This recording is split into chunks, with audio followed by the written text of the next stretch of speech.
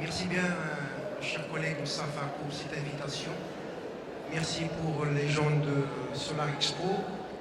Donc, j'essaie de vous présenter un peu les différentes techniques pour faire un dimensionnement de champ photovoltaïque pour un système de pompage d'une manière générale. C'est ainsi que je vais vous présenter le plan de cet exposé. Donc au départ, on va parler du calcul de l'énergie hydraulique nécessaire pour pomper une quantité d'eau, c'est-à-dire un certain débit à partir d'une certaine profondeur. Il s'agit notamment de calculer l'énergie potentielle, donc MGH. Puis on va parler des hauteurs, ou bien la hauteur manométrique, puisque c'est la pièce maîtresse, ou bien le paramètre qui intervient dans cette énergie hydraulique avec les différentes composantes de la hauteur manométrique. On va passer aux données astronomiques puisque le rayonnement et les radiations dépendent d'une manière générale d'un certain nombre de paramètres astronomiques. Et on va passer des différentes méthodes. J'ai essayé de présenter deux méthodes pour faire le dimensionnement d'un champ photovoltaïque, notamment la méthode analytique et la méthode numérique. Puis je vais terminer par un exemple de calcul que nous avons réalisé avec l'ONG Au Soleil de Annecy, avec mes étudiants de la fac des sciences et techniques de Rachidia. C'était la réalisation de pompage solaire dans la région de Rissani, 50 km de Rissani, c'est exactement le village de Tafrourt. Donc c'est quelque chose qui est concret, c'est quelque chose que nous avons réalisé avec cette ONG française. Voilà la position du problème, c'est quand même, comme le montrent ces deux photos qui sont un peu misérables. D'une part, du point de vue écologique, voilà le désastre de manque en eau, de même les problèmes socio-économiques des villages qui sont éloignés des réseaux, donc comment les gens souffrent. Donc le problème alors pour ces populations, donc ils sont affrontés à des problèmes dus à cette carence ou bien à ce déficit en eau. Peut-on trouver des solutions à ce genre de problème? Mais la solution bien sûr c'est le développement durable. La première des choses, identifier les potentialités énergétiques qu'on va mettre en œuvre pour chaque zone, surtout pour ces zones-là qui sont éloignées, qui sont loin des réseaux, chercher des solutions fiables pour être approvisionnés en eau potable, notamment bien aussi pour l'irrigation. Ça permet d'améliorer les conditions de vie ainsi que le confort et de même la diminution bien sûr de l'exode rural vers les villes. Donc le pompage solaire peut être une solution idéale du fait que l'ensoleillement global, surtout pour ces régions qui sont éloignées, il va de 5 à 6 kWh par jour. Donc ça permet, comme on vient de dire, d'améliorer que ce soit le confort, ou bien d'améliorer, ou bien de résoudre des problèmes socio-économiques, et de même du point de vue environnemental ou bien écologique. Le problème alors, c'est de déterminer pour un débit donné d'eau, donc c'est le bassin, à partir d'une certaine profondeur, c'est-à-dire la nappe, quelle est l'énergie qu'il faut utiliser? Eh bien, il faut profiter du soleil et quelle est la dimension de ce champ photovoltaïque pour faire un tel travail. Donc ça revient alors de voir comment on va réaliser l'adduction en eau potable sous forme de fontaine et des abreuvoirs pour les bêtes, c'est-à-dire pour utiliser l'eau ou bien pour abreuver les bêtes. Donc les paramètres du système de pompage d'une manière assez générale, les paramètres qui sont fondamentaux sont en rouge, les autres ils sont plus ou moins secondaires. Premièrement, donc la profondeur bien sûr du puits. Deuxièmement, le niveau statique du fourrage et de l'eau. Troisièmement, le débit horaire du fourrage. La hauteur verticale de refoulement, bien la hauteur géométrique, on va parler de ça. La longueur horizontale, le débit des 0 mètres cubes pour des périodes plus ensoleillées, ainsi le débit pour des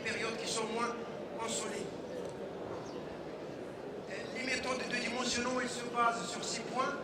Eh bien, différentes étapes pour faire un dimensionnement, c'est tout d'abord évaluer la quantité d'eau nécessaire, c'est-à-dire le débit. Ça pourra être un débit par jour, bien un débit par heure. De même, le calcul de l'énergie hydraulique nécessaire pour extraire et pour pomper cette quantité d'eau.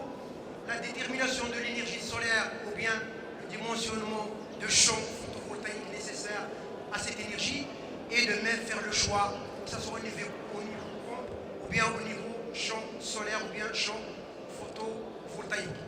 Ben, le processus de transfert, comme il est résumé par ce schéma synoptique, eh ben, j'ai de l'eau stockée, c'est-à-dire en quelque sorte la quantité d'eau nécessaire pour telle ou telle fonction, nécessite de l'énergie hydraulique ben, qu'on va récupérer ou bien qui sera cédé par un motopompe que lui-même va utiliser ou bien faire appel à l'énergie électrique. Ben, qu'on essaie de chercher, bien qu'on essaie de faire un transfert de l'énergie radiative ou l'énergie électrique par les panneaux solaires qui vient de l'énergie nucléaire du soleil. Puisque par exemple, c'est l'énergie nucléaire au soleil qui est responsable de ce rayonnement, comme on le sait, comme on le connaît tous, c'est la fusion thermonucléaire qui se fait à peu près à 10 millions de degrés au sein du soleil lui-même. L'étude hydraulique, normalement, c'est la première des choses à faire. Donc ça nécessite alors de faire l'évolution, comme je viens de dire, l'évaluation des besoins en eau, donc c'est-à-dire la quantité d'eau dont on a besoin pour avoir un mode de vie plus ou moins correct. J'essaie de faire un petit rappel sur des modes de vie comme ils sont indiqués par la FAO. Donc pour des zones rurales, à peu près, il est estimé à peu près à 20 litres par personne par jour, 30 litres à peu près pour chaque tête de bête. Donc l'irrigation va dépendre bien sûr de type de la culture, type du sol, les conditions météorologiques telles que la vitesse de vent, l'humidité, l'évapotranspiration, etc. Ça c'est d'après la FAO, donc à peu près on estime à peu près 5 litres par jour pour une survie quand même. C'est un peu rude. De l'ordre de 10 jours, 10 litres par jour au minimum admissible, sinon 30 litres dans les conditions normales pour des pays qui sont en voie de développement. Pour les animaux, on estime pour les bœufs, donc 40 litres par jour par tête, les moutons, les chèvres, le cheval, l'âne, les chameaux, etc., 20, 40. Pour l'irrigation, pour je veux dire, ça dépend de la culture et des paramètres météorologiques. L'énergie solaire, donc, est intermittente, enfin, c'est une énergie intermittente. Il faut aussi faire un dimensionnement de calcul pour la capacité du réservoir ou bien les châteaux d'eau par utilisant, enfin, par jour. Le calcul hydraulique, comme je viens de dire, c'est le principe donc, de la eau. Je vais soulever une quantité d'eau à partir d'une certaine profondeur. Donc, ça va correspondre à un travail dont la valeur est égale à mgh. La masse multipliée par la constante 9,82 multiplié par H, donc c'est l'énergie potentielle. Et bien, si j'ai besoin d'une certaine quantité par unité de temps, donc ce sera une puissance, tout simplement. Et bien, une masse sur une unité de temps, c'est le débit en quelque sorte. Donc ça me permet de déterminer l'énergie hydraulique par jour qui est égale à G fois ρ multiplié par VA H sur 3600. Donc c'est une puissance ou bien c'est une énergie hydraulique qui est nécessaire pour soulever alors la quantité VA, volume d'eau, qui est en mètre cube par jour. G étant l'accélération de pesanteur, H c'est la hauteur ou bien la profondeur du puits, ou bien la profondeur du puits pour soulever ou bien pour pomper cette eau, et ρ c'est la densité volumique, la densité de l'eau qui est égale à 1000 kg par mètre cube. Donc j'ai besoin de cette énergie pour avoir normalement ce débit pour cette profondeur. Ben, la hauteur totale, j'essaie d'expliquer un peu, sans entrer dans le détail. Ben, cette hauteur manométrique admet deux composantes. La première, c'est ce qu'on appelle la hauteur de refoulement ou bien la hauteur géométrique. Si on entre que la profondeur géométrique ou bien pyrométrique, on arrive à déterminer donc avec le mètre. Donc et puis une deuxième composante, ce sont des pertes de charge. Donc vous voyez, essayer d'expliquer ça, comment on va arriver à les déterminer. Donc les pertes de charge sont dues au frottement de l'eau lorsqu'il est en écoulement avec la paroi de la conduite. Donc c'est une fonction de la longueur, c'est une fonction du diamètre et c'est une fonction du débit, bien sûr, puisqu'il dépend aussi de la vitesse, comme on va le voir dans les formules empiriques. Donc grosso modo, on fait des calculs ou bien on fait des réalisations afin d'avoir cette fonction de perte de recharge inférieure à 10% de la hauteur manométrique totale. Donc il doit être inférieur à cette valeur. Bon, pour des pertes de charge, j'explique un tout petit peu. Donc deux types de pertes de charge qu'on vient de dire. On a des pertes de charge systématiques ou bien régulières ou bien des pertes de charge linéaires et puis des pertes de charge singulières qu'on va détailler un tout petit peu. Donc pour des pertes de charge linéaires ou bien régulières, donc ils sont dus à la rugosité en quelque sorte de la paroi de la conduite. Ils sont donnés par ces formules empiriques. Delta H est égal à lambda fois V au carré fois L sur 2GD. Ça c'est une perte de charge sous ou bien donnée au mètre de colonne du fluide de l'eau dans notre cas là. Il dépend de lambda qui est le coefficient de perte de charge, on essaie de l'expliquer aussi. Il dépend de la vitesse, c'est-à-dire de débit. Il dépend de la longueur et inversement proportionnel au diamètre. Donc on va essayer de voir comment on détermine cette quantité ou bien cette valeur, puisqu'il intervient d'une manière ou d'une autre dans le coefficient de la hauteur manométrique. Et bien, le coefficient lambda, c'est un coefficient de perte de charge linéaire. Il dépend normalement du type de l'écoulement, c'est-à-dire si j'ai un écoulement laminaire, un écoulement turbulent ou bien un régime, si vous voulez, transitoire.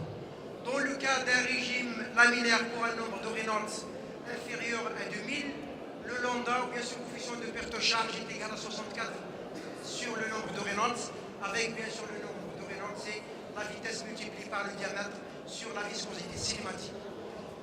Dans le cas où j'ai un écoulement turbulent pour des nombres de Reynolds qui sont supérieurs à 3000, on peut utiliser la formule de Cooley-Brooke qui traduit en quelque sorte l'écoulement turbulent, qui est donné par cette formule 1 sur racine de lambda est égal à l'expression qui dépend elle-même de K et de lambda. Donc on arrive à faire un calcul itératif ou bien d'utiliser les abacs, tels que les abacs de Moody, pour déterminer le lambda, qui est quand même la pièce maîtresse de cette équation de perte de charge.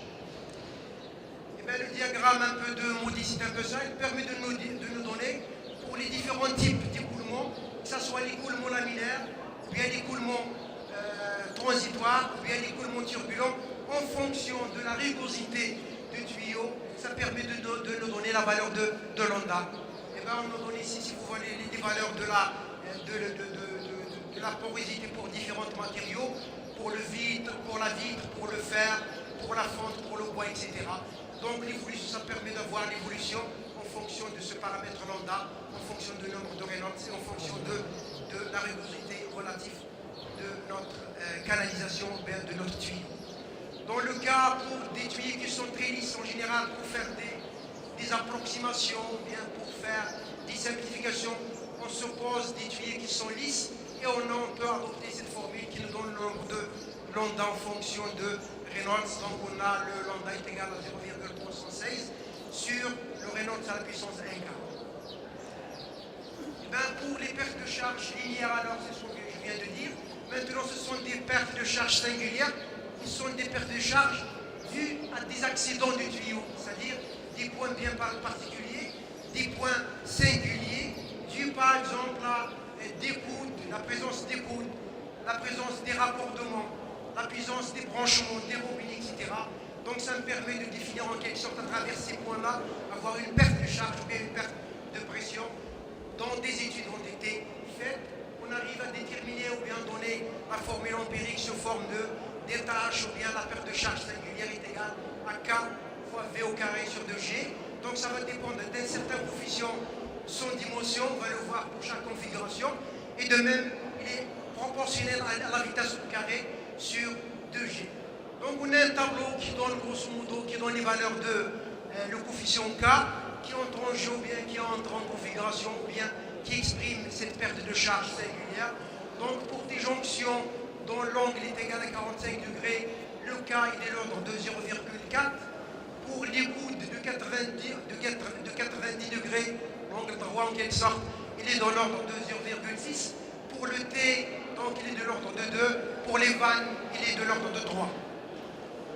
Donc on s'arrange, comme je viens de dire, à avoir toutes c'est-à-dire les pertes de charge. Elles sont désignées en pourcentage de la hauteur manométrique géométrique. De même des pertes de charge des conduites en fonction du débit. Donc on remarque pour un débit donné, eh bien, la hauteur manométrique, il augmente il augmente inversement proportionnel au diamètre. C'est-à-dire, si j'augmente le diamètre, donc les pertes de charge diminuent. Mais quand même au prix de quoi? Au prix de l'économie ou bien au prix du budget, bien sûr, de la canalisation.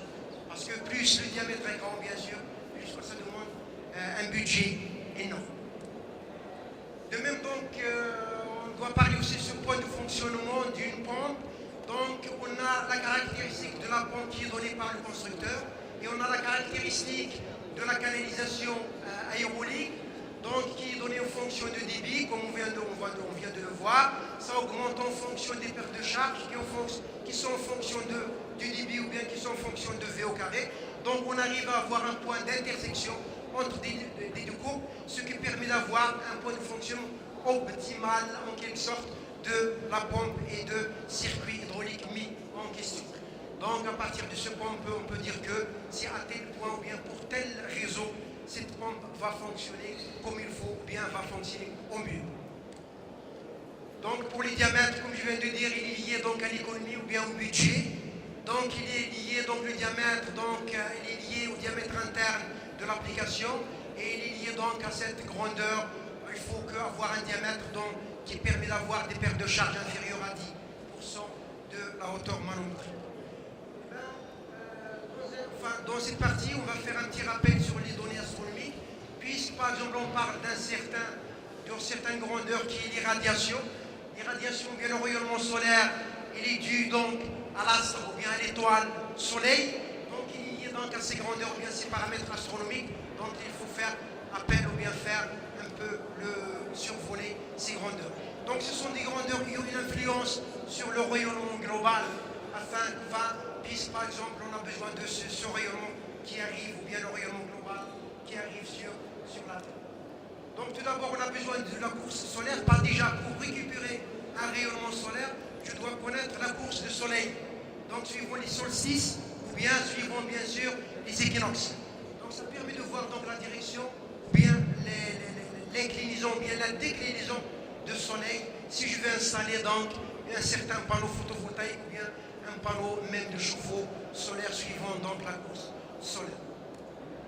Donc je définis un peu l'inclinaison. Donc l'inclinaison, donc c'est l'angle qui va faire donc les deux pôles avec le plan écliptique, ou bien le plan donc c'est-à-dire de cette ellipse annuelle que fait la Terre autour du Soleil.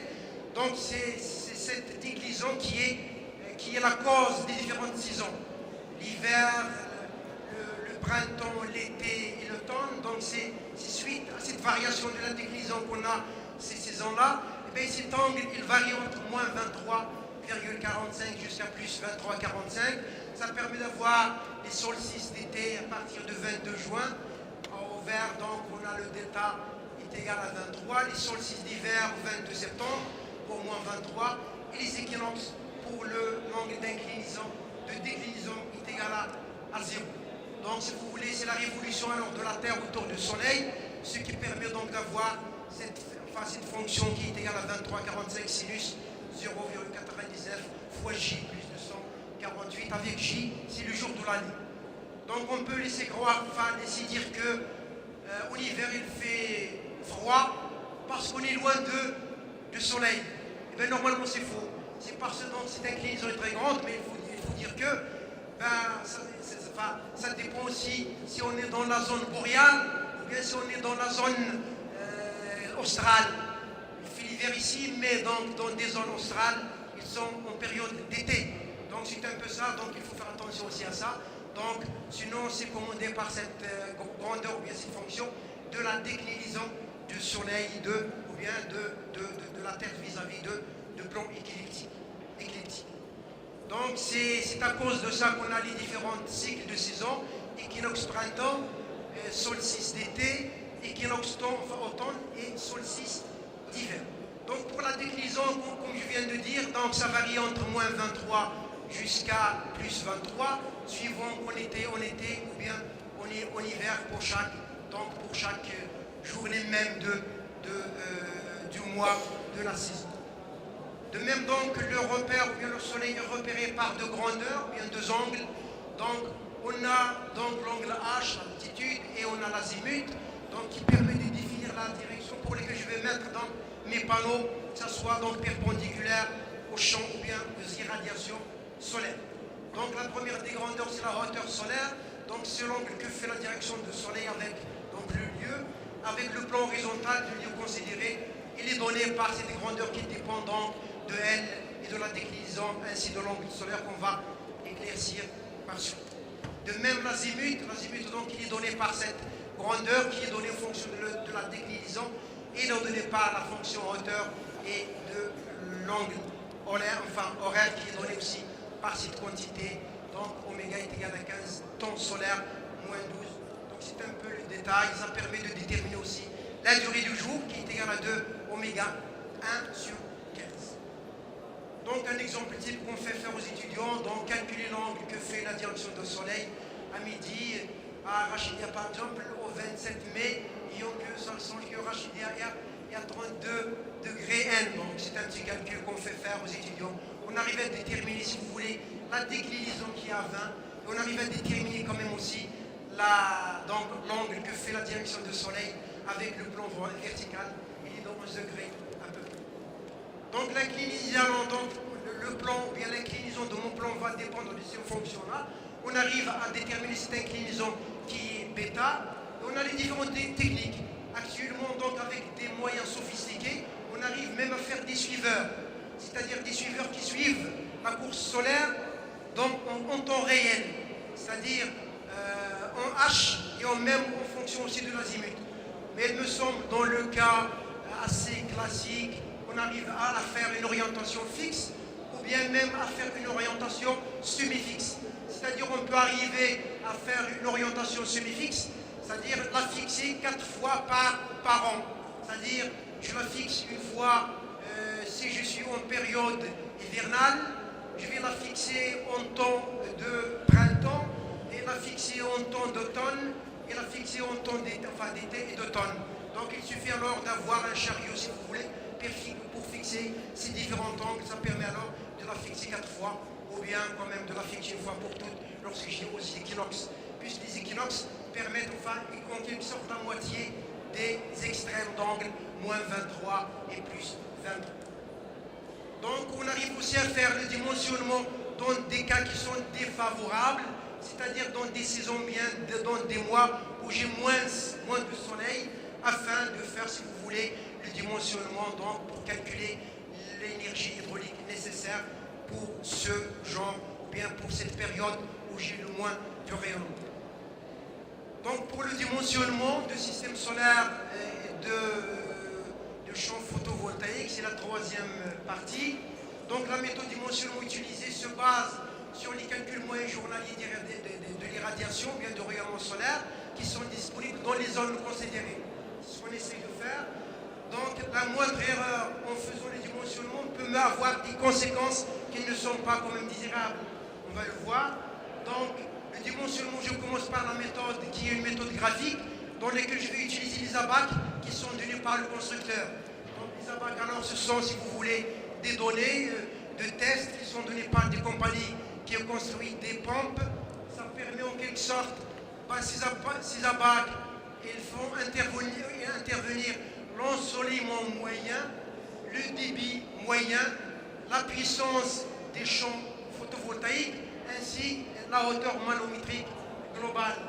Un exemple, celui-là, ça nous donne alors le débit à droite. En bas, ce sont des puissances crêtes qu'il faut installer. En bas, donc, ce sont des irradiations. Donc en haut à droite, ce sont des hauteurs manométriques. Je vais prendre un exemple. Donc, je suppose que je vais avoir 60 mètres cubes par jour. Et bien, je vais faire donc une droite horizontalement jusqu'à ce que je vais rencontrer la courbe manométrique.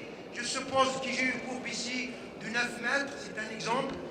Puis je vais descendre verticalement jusqu'à l'ensoleillement qui est donné par des cartes d'ensoleillement. Je vais les montrer. Je suppose, dans le cas par exemple du sud Rachidia et les régions où on a à peu près 6 kWh par mètre carré par jour, et bien arrivé à cette courbe-là, je vais partir horizontalement pour trouver la puissance grecque. Je suis à 900. Et bien à partir de cette valeur, j'essaie de voir comment je vais faire le dimensionnement ou bien le montage. Combien de modules je vais mettre en série pour survoler ou bien arriver à une différence de potentiel qui est demandée par la pompe. Je vais voir combien de modules je vais mettre en parallèle pour avoir la puissance demandée ou bien la puissance qui est demandée par la hauteur manométrique ou bien par l'énergie hydraulique dont on a parlé tout à l'heure. Ici, donc il suffit de faire, si vous voulez, un calcul itératif. Ici, par exemple, je trouve quand on fait 900, j'essaie de voir combien de panneaux je vais faire. Si je vais essayer de faire, par exemple, dans cet exemple-là, donc pour un débit de 60 mètres cubes, pour une hauteur de 9 mètres, je tire horizontalement jusqu'à la valeur. J'obtiens, par exemple, une valeur à peu près de un certain nombre de 6 kWh, enfin 6 kWh dans cette région. J'obtiens une valeur de 900 watts crête. J'essaie de voir comment je vais répartir, comme je viens de dire. Et bien, ça permet de faire un ajustement de caractéristiques de la différence de potentiel par rapport à l'intensité, c'est-à-dire la différence de potentiel par rapport à la puissance, enfin. Donc, ça permet, je suppose que j'ai une fonction, un appareil ou bien une pompe qui fonctionne à 110 volts. Donc, il faudrait au moins 7 fois 15 pour avoir les environs de 110. Donc, 7 modules en série pour engendrer cette tension. Et je dois chercher combien je vais mettre en parallèle pour engendrer la puissance demandée. J'essaie de voir, par exemple, 7 modules en série de 50 watts. Il faut alors 7 fois 50, je vais voir les 350. Il faut au moins brancher alors 2 modules en parallèle pour avoir les 700. Donc faire la démarche inverse, c'est-à-dire à partir de cette valeur-là, j'essaie à partir de cette valeur que j'obtiens ces 700, je vais faire le principe inverse. 700, j'obtiens un débit de 40. Et peut-être le 40 ne convient pas. Qu'est-ce que je veux faire? Je veux augmenter le nombre de modules tout simplement.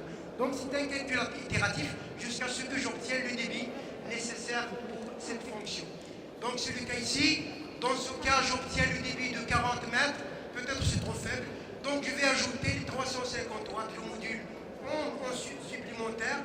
Et ça me permet de faire le principe inverse. J'obtiens 80 mètres cubes cette fois-ci. Donc plus que 700. Donc je suis dans les normes. Et bien j'opte maintenant pour le dimensionnement de mes champs photovoltaïques. Donc pour remarque, donc, la méthode ne consiste pas seulement à faire un calcul de la puissance, mais à faire cet ajustement ou bien faire cet assemblage en quelque sorte afin de répondre à mes exigences. Donc c'est un peu le principe, c'est de voir combien de panneaux je vais mettre en série pour englober ou bien pour satisfaire la DDP de la pompe. Et je vais voir combien je vais mettre en parallèle pour satisfaire le besoin en énergie de mon énergie potentielle. Et bien, la méthode analytique, c'est un peu le calcul analytique proprement dit. Donc on appelle donc le dimension d'une pompe d'une manière générale, c'est le calcul de la puissance de champ photovoltaïque qui sera fournie pour l'énergie de tout à l'heure, c'est-à-dire l'énergie ou bien l'énergie potentielle pour soulever cette quantité d'eau par jour ou bien par heure. Donc c'est lequel se base lui aussi sur le débit journalier, le QV, la hauteur manométrique, l'ensoleillement et le rendement bien sûr de l'ensemble. Le cas, comme nous l'avons défini tout à l'heure, pour soulever cette quantité ou bien ce débit VA dans une profondeur H, j'ai besoin de cette énergie. Et bien j'essaie de la chercher auprès du soleil. Et bien si je remplace ici, il s'agit d'un fluide qui est l'eau, dont je connais, G c'est 9,81, la masse volumique de l'eau c'est 1000 kg par mètre cube, enfin que je connais pour H, pour donc, le débit, je dois déterminer donc G sur fois rho A divisé par 3600 est égal à 2,7.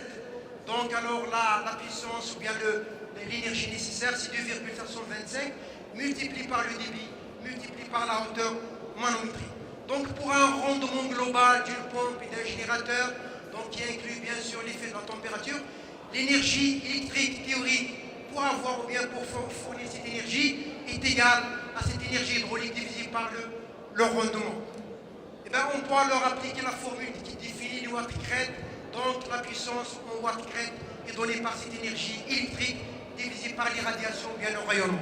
Avec P, donc c'est la valeur du watt-crête qui est donnée en kilowattheure par mètre carré. Donc la puissance théorique alors de la crête, enfin en watt-crête de la pompe est égale au débit multiplié par la hauteur multiplié par 2,725 sur l'irradiation de la zone multiplié par le rendement de la pompe ou bien du groupe lui-même de mon système. Et bien la variation, c'est pour vous montrer un peu la variation de l'ensoleillement. On arrive à faire l'intégrale de cette fonction dans la journée, et même pour des gens qui ne sont pas spécialistes, d'utiliser directement la carte de l'ensoleillement qu'on trouve partout actuellement. Il est publié chez le ministère de l'énergie, des mines et de l'ADERI. Donc dans notre région, c'est-à-dire la région de Rachidia dont on a fait l'application, on est à peu près à 6 kWh par mètre carré. Donc pour chaque zone, je peux utiliser ce résultat pour faire le dimensionnement de ma pompe et de mes champs photovoltaïques. Donc l'organigramme c'est un peu celui-là. J'ai des caractéristiques spécifiques à la mécanique en quelque sorte de la pompe et des données du système PV. Je dois avoir un débit, je dois avoir donc l'énergie hydraulique dont on a parlé, le rendement de la pompe, ainsi l'énergie, de même les caractéristiques de ma pompe, c'est-à-dire la DDP ainsi que la puissance, qui est caractérisée par l'intensité. Et je vais faire un test puisque les valeurs qui sont proches avec les caractéristiques du système photovoltaïque en fonction de l'orientation, c'est-à-dire qui sont liées à des grandeurs astronomiques. Et puis l'agencement, j'appelle l'agencement alors, c'est en quelque sorte cette manière de mettre en série ou bien en parallèle mes modules, détermine la puissance et les caractéristiques de mon champ photovoltaïque et faire le test s'il coïncide avec ceux de la pompe. Si c'est oui, je continue de voir le débit. Est-ce que le débit convient ou non? Sinon, je refais le calcul itératif. Sinon, je sors donc mon système dimensionné. Ben, je vais passer à l'exemple de calcul que nous avons réalisé. Donc, je tiens à remercier aussi Au Soleil qui a bien voulu nous accepter donc, dans le cadre des projets de fin d'études. Ici, ce sont mes étudiants avec les étudiants de Annecy qui viennent pour faire cette installation exactement à Tafrocht, à 50 km de Rissani. Donc il s'agit d'un village, c'était donc depuis 2000, c'est un village qui utilise le réseau d'adduction avec les groupes électrogènes, ils tombent chaque fois en panne. Donc on a opté donc par des relations avec le Soleil ONG de faire le pompage par énergie solaire qui fonctionne toujours. Donc on est arrivé à faire le dimensionnement, même à faire l'installation. Donc l'exemple pratiquement ou bien pratique, à partir d'une quantité d'eau, donc le débit, et pour la distribution de notre cas, dans lequel on a estimé le besoin en eau à 35 litres par personne par jour, la hauteur manométrique identifiée, je pense, c'était les environs de 70 mètres à peu près, s'il s'agit donc d'un pied en sonda. De même, la différence d'altitude, c'est-à-dire pour déterminer la hauteur manométrique dans laquelle nous avons considéré les pertes de charge à 10% de cette valeur, on a calculé, on a déterminé la puissance crête, comme nous l'avons signalé au départ, qui est égale à cette valeur-là. Donc, dans notre cas, il s'agit d'une population à peu près à 500 personnes. La quantité d'eau par personne, 35 litres. On a utilisé quand même des bornes fontaines pour ce village. La valeur quotidienne de pompage est de l'ordre à peu près de 17 mètres cubes par jour. La hauteur manométrique, c'est 40, c'était 40 mètres. Donc la hauteur manométrique totale est égale à 44 mètres parce que à 40 mètres, qui est la hauteur manométrique géométrique, on va ajouter les 10% qui vont jouer la perte de charge singulière et la perte de charge systématique. Donc on est arrivé donc à 44 mètres. De même, l'ensoleillement dans la région, dans la zone, est de l'ordre de 6 kWh par mètre carré. Le rendement d'une pompe volumétrique est estimé à peu près à 50%.